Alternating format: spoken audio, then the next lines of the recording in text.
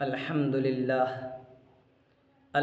لله رب العالمين والعاقبة للمتقين والصلاة والسلام على سيد الأنبياء والمرسلين وعلى آله وأصحابه وأهل بيته وأزواجه وذرياته أجمعين ومن تبعهم بإحسان إلى يوم الدين. أما بعد فأعوذ بالله من الشيطان الرجيم. بسم الله الرحمن الرحيم. وَاضْرِبْ لَهُم مَّثَلَ الرَّجُلَيْنِ جَعَلْنَا لِأَحَدِهِمَا جَنَّتَيْنِ مِنْ أَعْنَابٍ وَحَفَفْنَاهُمَا بِنَخْلٍ وَجَعَلْنَا بَيْنَهُمَا زَرْعًا كِلْتَا الْجَنَّتَيْنِ آتَتْ أُكُلَهَا وَلَمْ تَظْلِم مِّنْهُ شَيْئًا وَفَجَّرْنَا خِلَالَهُمَا نَهَرًا وَكَانَ لَهُ ثَمَرٌ فَقَالَ لِصَاحِبِهِ وَهُوَ يُحَاوِرُهُ أَنَا أَكْثَرُ مِنكَ مَالًا وَأَعَزُّ نَفَرًا ودخل جنته وهو ظالم لنفسه قال ما أظن أن تبيد هذه أبدا وما أظن الساعة قائمة ولئن رددت إلى ربي لأجدن خيرا منها منقلبا قال له صاحبه وهو يحاوره أكفرت بالذي خلقك من تراب ثم من نطفة ثم سواك رجلا لكن هو الله ربي ولا أشرك بربي أحدا ولولا إذ دخلت جنتك قلت ما شاء الله لا قوة إلا بالله إن ترني أنا أقل منك مالا وولدا فعسى ربي أن يؤتيني خيرا من جنتك ويرسل عليها حسبانا من السماء فتصبح صعيدا زلقا أو يصبح ماؤها غورا فلن تستطيع له طلبا وأحيط بثمره فأصبح يقلب كفيه على ما أنفق فيها وهي خاوية على عروشها ويقول يا ليتني لم أشرك بربي أحدا ولم تكن له فئة ينصرونه من دون الله منتصرا هنالك الولاية لله الحق هو خير ثوابا وخير عقبا. صدق الله العلي العظيم وبلغنا رسوله النبي الكريم ونحن على ذلك لمن الشاهدين والشاكرين والحمد لله رب العالمين. یا رب صل وسلم دائما ابدا علی حبیبک خیر الخلق کلہم. محترم و مکرم ناظرین کرام و حضرات سامعین عظام، گزشتہ پرسوں جو آپ نے تفسیری ویڈیو کے اندر تفسیر سماعت کی تھی، اس کے اندر اس بات کا تذکرہ تھا کہ مکہ کے اندر کفار میں سے عیینہ بن حسن یا حسین فرازی اللہ کے رسول صلی اللہ علیہ وسلم کے پاس آیا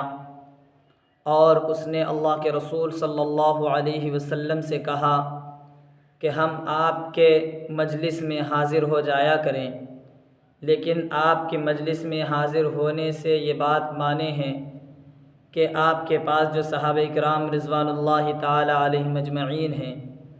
یہ اونی کپڑے کے جبے پہنتے ہیں، ان کو پسینے آتے ہیں جن کی وجہ سے بدبو پھیلتی ہے، ہم ان کے ساتھ نہیں بیٹھ سکتے۔ اگر آپ چاہتے ہیں کہ ہم آپ کے ساتھ مجلس میں بیٹھا کریں، حاضر ہویا کریں آپ کے پاس، تو یا تو آپ ان کو ایک قول کے مطابق اپنے پاس سے ہٹا دیں، ایک قول کے مطابق اگر ہٹا نہ دیں، جیسا کہ امیہ بن خلف کے قول کے بارے میں آتا ہے کہ کم از کم ہم دونوں کے مجلس کو علیحدہ علیحدہ کر دیں۔ تو آپ نے اس بات کو سماعت کیا تھا، چونکہ ان لوگوں نے یہ باتیں اس لیے کہی تھیں کیونکہ وہ لوگ غریب تھے اور غریبوں کو انہوں نے کمتر جانا، حقیر جانا اور حقارت کی نظر سے دیکھا۔ اس کے بعد یہ باتیں کہنے کی ہمت ہوئی، تو ان کے جواب میں اللہ تبارک و تعالی نے آج کے خطبے کے اندر جو تلاوت کی گئی ہیں، تلاوت کردہ آیات کے اندر اللہ تبارک و تعالی نے دو شخصوں کا ذکر فرمایا ہے۔ اس کے متعلق مفسرین کے کئی اقوال ہیں۔ بعض مفسرین فرماتے ہیں یہ دو شخص دونوں کے دونوں اہل مکہ میں سے تھے، قبیلہ مخزوم کے رہنے والے تھے۔ ایک کا نام ابو سلمہ غالباً بتایا جاتا ہے، تو یہ رسول اللہ صلی اللہ علیہ وسلم سے پہلے سلمہ رضی اللہ تعالی عنہا کے شوہر تھے۔ دوسرے کا نام ابو الاسود ایسے کچھ بتایا جاتا ہے۔ یہ شخص کافر تھا۔ ان دونوں کا واقعہ آگے بتایا جا رہا ہے۔ بعض حضرات نے کہا نہیں، بلکہ یہ دونوں شخص جن کا واقعہ کا بھی تذکرہ ہوگا آپ کے سامنے، واقعہ بھی آپ کے سامنے آئے گا انشاءاللہ، وہ دونوں کے دونوں شخص بنی اسرائیل میں سے تھا۔ ان میں سے ایک شخص کافر تھا اور دوسرا مومن تھا۔ جو کافر تھا وہ کافی زیادہ مال و ثروت اپنے پاس رکھتا تھا،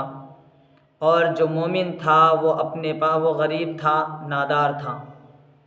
تیسرا قول یہ آیا ہے کہ وہ دونوں کے دونوں شخص ایک بادشاہ کے لڑکے تھے۔ بادشاہ کی وراثت میں جو ان دونوں کو حصہ مال میں آیا تھا، تو جو غریب آدمی تھا اس نے اپنے حصے کا سارا مال اللہ کی راہ میں خرچ کر ڈالا، اور جو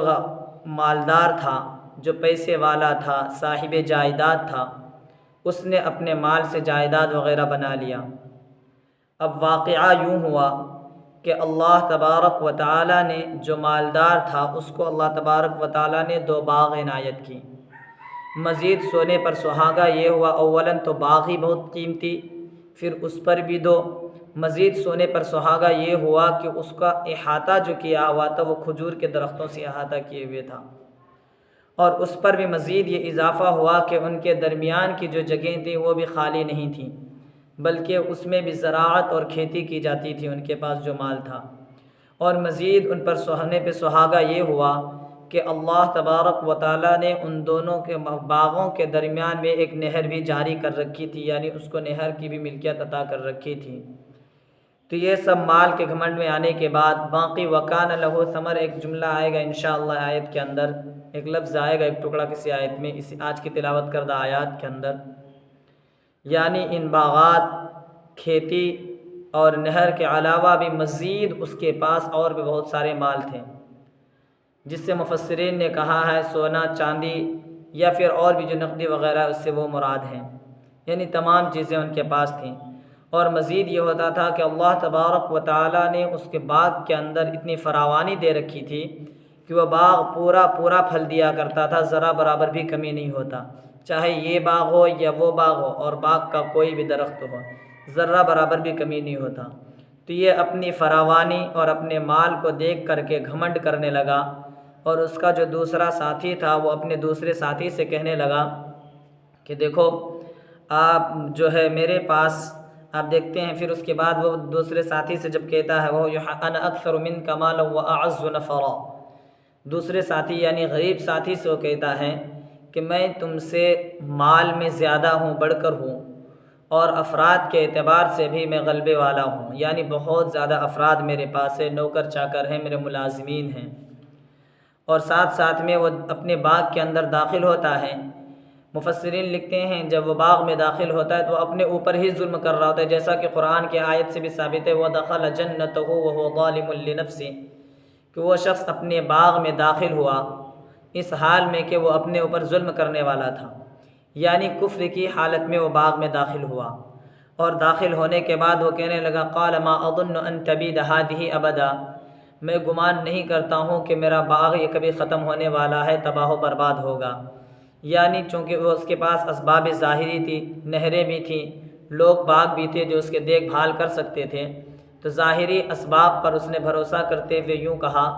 کہ میں یہ گمان نہیں کرتا ہوں کہ میرے باغ میں کبھی بربادی آئے گی، میرا باغ کبھی ہلاک و برباد ہوگا،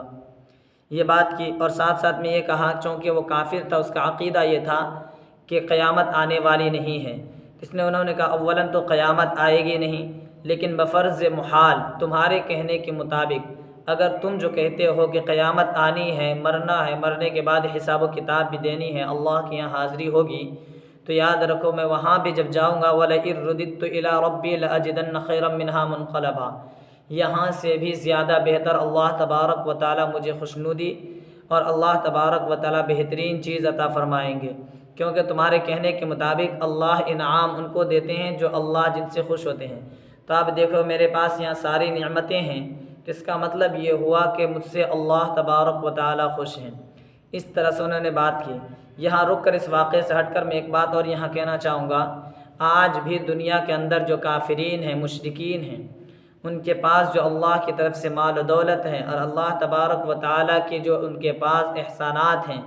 ان کے پاس جو فراوانی ہے، مال کے اندر ہو، جائیداد کے اندر ہو یا آل و اولاد کے اندر ہو، تو وہ یوں سمجھتے ہیں کہ ہم اگر حق پر نہیں ہوتے تو اللہ تبارک و تعالیٰ نے ہمیں اتنا مال کیوں دیا؟ یعنی وہ اپنے مال کو دیکھ کر،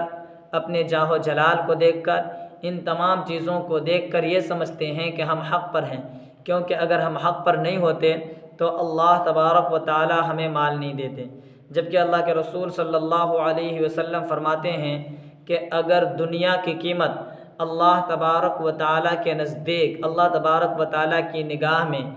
ایک مچھر کے پر کے برابر بھی ہوتی تو کافروں کو پھوٹی کوڑی بھی نہیں دی جاتی، لیکن اللہ تبارک و تعالیٰ کے یہاں دنیا کی کوئی قیمت نہیں ہے، اس لیے ان کو دیا گیا ہے۔ بہرکیف تو وہ کہنے لگا کہ اولاً تو قیامت آئے گی نہیں۔ اپنے دوست سے کہہ رہا جو غریب تھا اور مومن تھا، اور بفرض محال اگر تمہارے کہنے کے مطابق قیامت آ بھی جاتی ہے تو میں اللہ کے پاس پہنچایا جاتا ہوں، لوٹایا جاتا ہوں، تو اللہ تبارک و تعالیٰ اس سے بھی بڑھ کر ہم کو دے گا۔ اس طرح سے وہ کہہ رہا ہے۔ جب اس طرح کی بات کہی تو بات کرتے ہوئے، اس کے جواب دیتے ہوئے، اس کے دوسرے ساتھی یعنی مومن، جو غریب مومن تھا، اس نے جواب دیا اکفرت بالذی خلقک من تراب ثم من نطفۃ ثم سواک رجلا۔ پہلے تو اس کو یاد دلائی توحید کو، کیا اچھا یہ بتاؤ، تم جو جواب دیتے ہوئے کہا جس نے تجھ کو مٹی سے پیدا کیا، پھر نطفے سے پیدا کیا، پھر تم کو درست اور صحیح سالم و تندرست آدمی بنا دیا، تم نے ان کا انکار کر دیا، اس ذات کا انکار کر دیا۔ یہاں جو کہا خلقک من تراب، مٹی سے پیدا کیا، یہ مادہ بعیدیہ ہے، چونکہ اللہ کے نبی حضرت آدم علیہ السلام کو مٹی سے پیدا کیا، مٹی سے آپ کا پتلا بنا، اس کے اندر سور پھونکا، اس کے بعد جا کر کے حضرت آدم علیہ السلام وجود میں آئے۔ تو اسی طرح ہم اور آپ چونکہ حضرت آدم علیہ السلام کے اولاد ہیں، اور آدم علیہ السلام مٹی سے پیدا ہوئے تھے، اس لیے یہاں مادہ بعید یعنی دور والے مادے کا بھی تذکرہ کیا۔ ثم من نطفۃ، پھر چونکہ ہم اور آپ جن کے صلبی بیٹے ہیں، یعنی جن کے نطفے سے اور جن کے منی کے قطرے سے پیدا ہوئے ہیں، وہ ہے مادہ قریبیہ۔ تو ہم جو مادہ قریبیہ ہے اس کا بھی یہاں ذکر کیا کہ بھائی جس ذات نے تم کو مٹی سے، پھر نطفے سے یعنی مادہ قریبیہ سے پیدا کیا، اور پھر اس کے بعد ثم سواک رجلا، پھر اللہ تبارک و تعالیٰ نے تمہیں صحیح سالم اور تندرست آدمی بھی بنا دیا، تم اس کا انکار کر رہے ہو۔ ہونا تو یہ چاہیے تھا کہ تم اس پر ایمان لاتے، اس کا اقرار کرتے کہ ہاں اللہ نام کی کوئی ذات ہے اور وہ بھی صرف ایک ہے۔ اور ساتھ ساتھ میں اس مسلمان اور مومن ساتھی نے یہ بھی جواب دیا چلو تمہارا تو یہ عقیدہ ہے، یعنی تم تو اللہ کا انکار کر رہے ہو، لیکن میرا یہ ماننا ہے لکنہ اللہ ربی ولا اشرک بربی احدا، کہ اللہ وہی ہے جو میرا رب ہے اور میں اپنے رب کے ساتھ کسی کو شریک نہیں کرتا۔ اور چونکہ وہ جب داخل ہوا تھا اپنے باغ کے اندر، وہ اپنے آپ پر ظلم کر رہا تھا، اور داخل ہونے کے بعد وہ کہہ رہا تھا قال ما اظن ان تبید هذه ابدا، یعنی کافر جو تھا، کافر مالدار، وہ کہہ رہا تھا میں خیال ہی نہیں کرتا کہ یہ میرا مال جو ہے اور میرا باغ جو ہے یہ تباہ و برباد ہوگا۔ تو اس طرح کی جب باتیں کر رہا تھا وہ، تو اب یہ مومن بندہ جو ہے یا مومن ساتھی جو اس کا ہے، وہ نصیحت کر رہا ہے تم جو وہاں جا کر کے ما اظن ان تبید هذه ابدا کہہ رہے تھے، تم کو وہ نہیں کہنا چاہیے تھا، بلکہ ولولا اذ دخلت جنتک قلت ما شاء اللہ، تم جب داخل ہوئے وہاں تو کیوں نہیں کہا ما شاء اللہ لا قوت الا باللہ، یعنی جب تم باغ کے اندر داخل ہوئے ما اظن ان تبید هذه ابدا کے بجائے تم کو لا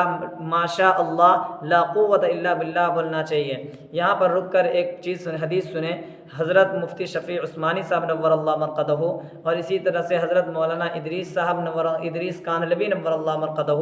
اپنی اپنی کتاب تفسیر معارف القرآن کے اندر حضرت انس رضی اللہ تعالیٰ عنہ کے حوالے سے یہ ارشاد نقل کرتے ہیں، رسول اللہ صلی اللہ علیہ وسلم کی روایت، رسول اللہ صلی اللہ علیہ وسلم کا ارشاد نقل کرتے ہیں جو کہ انس رضی اللہ تعالیٰ عنہ کی روایت ہے، اور مفتی شفیع عثمانی رحمۃ اللہ علیہ اس کو شعب الایمان نامی کتاب کے حوالے سے اس روایت کو لاتے ہیں۔ وہ فرماتے ہیں کہ حضرت انس رضی اللہ تعالیٰ عنہ نے فرمایا کہ رسول اللہ صلی اللہ علیہ وسلم ارشاد فرماتے ہیں کہ جو کوئی بھی کسی چیز کے اوپر ماشاء اللہ لا قوت الا باللہ پڑھے، یعنی کسی کو کامیابی دیکھ لے یا کسی کو خوشحال دیکھ لے یا کوئی بھی اچھی چیز دیکھے اور اس پر ماشاء اللہ لا قوت الا باللہ پڑھے گا تو انشاء اللہ تبارک و تعالی جو ہے وہ اس سے محفوظ رہے گا اور نظر بد سے بھی انسان بچا رہے گا، اور مزید یہ کہ اس کا مال تباہ و برباد نہیں ہوگا، مال برباد ہونے سے بھی حفاظت میں رہے گا۔ یہ حضرت انس رضی اللہ تعالیٰ عنہ کی روایت ہے، جس کو حضرت مولانا ادریس صاحب کاندھلوی رحمۃ اللہ علیہ نے بھی اپنی کتاب تفسیر معارف القرآن کے اندر، اور مفتی شفیع عثمانی نور اللہ مرقدہ نے بھی اپنی کتاب تفسیر معارف القرآن کے اندر، البتہ حضرت مولانا مفتی شفیع عثمانی نور اللہ مرقدہ نے شعب الایمان کا حوالہ دیا ہے، جبکہ حضرت مولانا ادریس صاحب کاندھلوی رحمۃ اللہ علیہ نے شعب الایمان وغیرہ کا کچھ حوالہ نہیں دیا ہے، ڈائریکٹ روایت کو بیان کیا ہے۔ بہرکیف یہ کہا، اور ساتھ میں کہا اب رہی بات اس کی ان ترانی انا اقل منک مالا و ولدا، یعنی یہ جو کہا تھا انا اکثر منک مالا و اعز نفرا، یعنی کافر دوست نے یا کافر بھائی نے جو مومن غریب بھائی سے کہا تھا کہ میں تجھ سے مال میں زیادہ ہوں، میرے پاس افراد زیادہ ہیں، تو انہوں نے کہا ان ترانی انا اقل منک مالا و ولدا۔ اب اس کا جواب دے رہے، پہلے تو اس بات کا جواب دیا جو اس نے باغ میں داخل ہونے کے بعد جو جملے کہے تھے، اب اس بات کا جواب دے رہے یہ جو کہہ رہے تھے کہ میں تجھ سے زیادہ معزز ہوں، میرے پاس تجھ سے زیادہ بندے ہیں، ملازمین ہیں، نوکر چاکر وغیرہ ہیں، تو یاد رکھو اگر تم مجھے یہ دیکھ رہے ہو کہ میں تجھ سے مال کے اعتبار سے اور اولاد کے اعتبار سے کمتر ہوں، تو یاد رکھو فعسى ربی ان یؤتینی خیرا من جنتک ویرسل علیہا حسبانا من السماء فتصبح صعیدا زلقا، امید ہے کہ میرا پروردگار جو ہے مجھے عطا کرے گا اپنے باغ سے، یعنی اللہ تبارک و تعالی یہ کہہ رہے ہیں کہ تم اگر ایسا لگتا ہے کہ تم مجھ سے بڑھ کر ہو تو مجھے اپنے رب سے، میرے اللہ تبارک و تعالیٰ سے مجھے امید ہے کہ میرا پروردگار جو ہے تمہارے باغ سے بھی بڑھ کر اس سے بہتر کوئی باغ ہم کو عطا کرے گا، اور تمہارے باغ کے اوپر کوئی آسمانی آفت اور مصیبت آ جائے گی اور پھر تم دیکھو گے صبح کو کہ تمہارا بالکل چٹیل میدان ہو جائے گا، کچھ بھی تمہارے پاس باقی نہیں رہے گا، یا پھر جس پانی پر تم کو گھمنڈ ہے، یعنی جس پانی وغیرہ کے ذریعے سے تم اس کی سیرابی وغیرہ کرتے ہو اور باغ وغیرہ میں پھل وغیرہ اگاتے ہو سکتا ہے کہ خود وہی پانی دور تک لے کے چلا جائے اور فلن تستطيع له طلبا، تم اس کو کوشش کرنے کی بھی دوبارہ کوشش کر کے لانے کی بھی ہمت نہ کر سکو، تمہارے اندر اتنی جرأت اور طاقت باقی نہ رہے۔ اب اتنا کہا، اب ہونا تو یہ چاہیے تھا کہ وہ کافر اس مومن ساتھی کی بات پر کان دھرتا اور سوچتا، غور و فکر کرتا اور ایک اللہ پر ایمان لاتا اور اللہ کی دی ہوئی نعمت کا شکر ادا کرتا اور اللہ کی نعمت کو دی ہوئی جو تھی ان کی اللہ کی اس کو راہ خدا میں خرچ کرتا، لیکن اس نے مانا نہیں۔ آخر کار ہوا یہ وَأُحِيطَ بِثَمَرِهِ فَأَصْبَحَ يُقَلِّبُ كَفَّيْهِ عَلَى مَا أَنفَقَ فِيهِ وَهِيَ خَاوِيَةٌ عَلَى عُرُوشِهَا وَيَقُولُ يَا لَيْتَنِي لَمْ أُشْرِكْ بِرَبِّي أَحَدًا، کہ آخر کار جو ہے اس کے پھلوں کو، اس کے جائیداد وغیرہ کو گھیر لیا گیا۔ بعض مفسرین نے بیان کیا کہ اوپر سے ایک آگ آئی اور اس آگ نے جو اس کو جلا کر راکھ کر ڈالا، پھر اس کے بعد وہ اپنی ٹٹیوں پر جو ہے یعنی وہ جو چیزیں تھیں اس کے اوپر اس نے باغ کو پھیلا ہوا دیکھا، پھر جب صبح کی تو وہ اس حال میں صبح کیا کہ وہ اپنے ہاتھ کو الٹ پلٹ کر رہا تھا، ہاتھ مل رہا تھا، کاش کہ میں ایسا نہ کرتا ان کی بات، اور ساتھ میں یہ بھی اس کے اپنے ساتھی کی بات بھی اسے یاد آتی ہے اور کہتا ہے کاش کہ میں اس کی بات مان لیتا اور اس کے بعد جو ہے اپنے رب کے ساتھ کسی کو شریک نہ ٹھہراتا، شرک نہ کرتا۔ اور عجیب بات اللہ نے یہ بھی بیان کیا وَلَمْ تَكُنْ لَهُ فِئَةٌ يَنْصُرُونَهُ مِنْ دُونِ اللَّهِ وَمَا كَانَ مُنْتَصِرًا، اور ہوا یہ کہ ان کے پاس کوئی ایسی جماعت بھی نہ تھی جو اس کی مدد کر سکے، کیونکہ جتنے بھی چیلے چپاٹے ہوتے ہیں اور ملازمین ہوتے ہیں وہ بھی جبھی تک ساتھ دیتے ہیں جب آپ کے پاس مال ہوتا ہے، اور اس کا مال ہی چلا گیا تھا تو پھر اس کی کوئی مدد بھی نہیں کر سکتا تھا، اور نہ خود یہ اس پوزیشن میں تھا، نہ خود اس کے اندر اتنی جرأت اور سکت و طاقت تھی کہ یہ اللہ سے بدلہ لے سکے۔ جب خود انسان سے عاجز ہو جاتا ہے تو اس سے بدلہ نہیں لے سکتا ہے، یہاں تو اس پر عذاب الہی آ چکا تھا۔ ہنالک الولایۃ للہ الحق، اس موقع سے جو ہے نا صرف اللہ تبارک و تعالی ہی کی مدد سچی ہوتی ہے، اللہ تعالی ہی مدد کر سکتے جو کہ حق ہے، اور هو خیر ثواب و خیر عقبا، یعنی وہ ثواب کے اعتبار سے پھر بہتر ہوگا اور آخرت کے اعتبار سے بھی بہتر ہوگا۔ ان واقعات، پورے واقعے کو اپنے ذہن کے اندر، جو میں نے خلاصہ بھی آپ کے سامنے رکھا ہے، ان کو اپنے ذہن کے اندر بٹھائیں، اس کے بعد ترجمہ دیکھیں، پھر بات ختم کرتے ہیں انشاءاللہ تبارک و تعالی۔ وَاضْرِبْ لَهُم مَّثَلَ الرَّجُلَيْنِ جَعَلْنَا لِأَحَدِهِمَا جَنَّتَيْنِ مِنْ أَعْنَابٍ وَحَفَفْنَاهُمَا بِنَخْلٍ وَجَعَلْنَا بَيْنَهُمَا زَرْعًا، اور اے محبوبم صلی اللہ علیہ وسلم آپ ان کے لیے دو شخصوں کی مثال بیان کیجئے، ان دونوں میں سے ایک کے لیے ہم نے دو باغ بنائے انگور کے، اور ان دونوں باغوں کو ہم نے کھجور کے درخت سے گھیر دیا، وَجَعَلْنَا بَيْنَهُمَا زَرْعًا، اور ان دونوں باغوں کے درمیان ہم نے کھیتی بھی دی تھی ان کو، کلتا الجنتین آتت اکلہا ولم تظلم منہ شیئا، یہ دونوں باغ پورا پورا پھل دیتے تھے، ولم تظلم منہ شیئا، اور ان میں سے کچھ بھی کمی نہیں کرتے تھے یہ دونوں پھل، وفجرنا خلالہما نہرا، اور ان دونوں باغوں کے درمیان ہم نے نہر بھی جاری کر رکھی تھی، وکان لہ ثمر، اور ان کے پاس مزید مال تھا، فقال لصاحبہ، پس اس نے کہا اپنے ساتھی سے گفتگو کرتے ہوئے، وہو یحاورہ، گفتگو کرتے ہوئے، انا اکثر منک مالا واعز نفرا، میں مال کے اعتبار سے تم سے زیادہ ہوں اور افراد کے اعتبار سے بھی میں غلبے والا ہوں، ودخل جنتہ وهو ظالم لنفسہ، اور وہ اپنے باغ میں اس حال میں داخل ہوا کہ وہ اپنی جان پر ظلم کرنے والا تھا، قال ما اظن ان تبید هذه ابدا، یعنی باغ میں داخل ہونے کے بعد اس نے کہا میں یہ خیال نہیں کرتا کہ یہ باغ کبھی بھی ختم ہونے والا ہے، برباد ہوگا، وما اظن الساعۃ قائمہ، اور نہ ہی میں یہ خیال کرتا ہوں کہ قیامت قائم ہوگی، ولئن رددت الی ربی، اور اگر میں لوٹا دیا گیا اپنے رب کی طرف، لاجدن خیرا منہا منقلبا، تو لوٹ کر بھی میں وہاں پر جا کر اس سے بھی بہتر پاؤں گا، قال لہ صاحبہ، تو اس سے اس کے ساتھی نے کہا، وہ یحاورہ، جواب دیتے ہوئے، اس سے گفتگو کرتے یعنی اس کے جواب دیتے ہوئے کہا، اکفرت بالذی خلقک من تراب ثم من نطفۃ ثم سواک رجلا، کیا تو نے اس ذات کا انکار کیا جس نے تم کو مٹی سے پھر نطفے سے پیدا کیا اور پھر تم کو جو ہے صحیح سالم مرد بنا دیا، لیکنہ اللہ ربی ولا اشرک بربی احدا، لیکن وہی اللہ ہے جو میرا پروردگار ہے اور میں اپنے پالنہار کے ساتھ کسی کو شریک نہیں ٹھہراتا، ولولا اذ دخلت جنتک قلت ما شاء اللہ لا قوۃ الا باللہ، اور جب تو اپنے باغ میں داخل ہوا تو کیوں نہیں کہا ما شاء اللہ لا قوۃ الا باللہ، یعنی وہی ہے جو اللہ نے چاہا، اللہ کے سوا کسی کی طاقت نہیں ہے، ان ترانی انا اقل منک مالا وولدا، اگر تو مجھے دیکھتا ہے کہ میں تجھ سے کمتر ہوں مال کے اعتبار سے اور اولاد کے اعتبار سے، فعسى ربی ان یؤتینی خیرا من جنتک ویرسل علیہا حسبانا من السماء فتصبح سعیدا زلقا، تو امید کرتا ہوں میں، امید ہے کہ میرا پروردگار مجھے تیرے باغ سے بہتر عطا کرے گا اور تیرے باغ پر آسمان سے کوئی آفت بھیج دے گا، پس تو صبح دیکھے گا، صبح کرے گا اس حال میں کہ تمہارا جو باغ ہے وہ صاف چٹیل میدان ہو، اور یصبح ماؤہا، یا صبح کرے گا اس حال میں کہ اس کا پانی اس کو اندر سے کھوکھلا کر دے، یا اس کا پانی اس کو خشک کر دے، یا اس حال میں صبح کرے گا کہ اس کا پانی تیرے باغ کو خشک کر دے، فلن تستطیع لہ طلبا، پھر تو ہرگز استطاعت نہیں رکھے گا اس کو ڈھونڈنے کی یا تلاش کرنے کی یا حاصل کرنے کی، وأحیط بثمرہ فاصبح یقلب کفیہ علی ما انفق فیہ،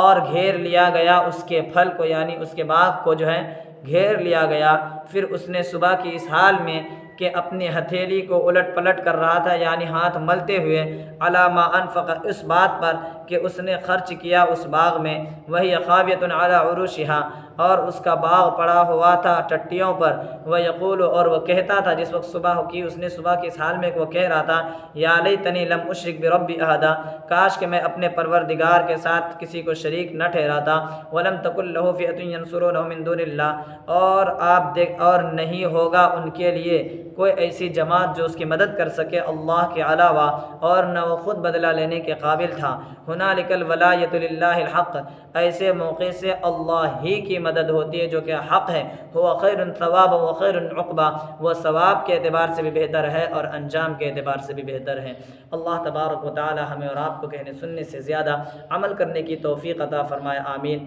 اقول قولی هذا واستغفر الله لي ولكم ولسائر المسلمين فاستغفروه انه هو الغفور الرحيم، واخر دعوانا ان الحمد لله رب العالمين، سبحان الله وبحمده، سبحانك اللهم وبحمدك، ونشهد ان لا اله الا انت، ونستغفرك ونتوب اليك، سبحان ربك رب العزة عما يصفون، وسلام على المرسلين، والحمد لله رب العالمين۔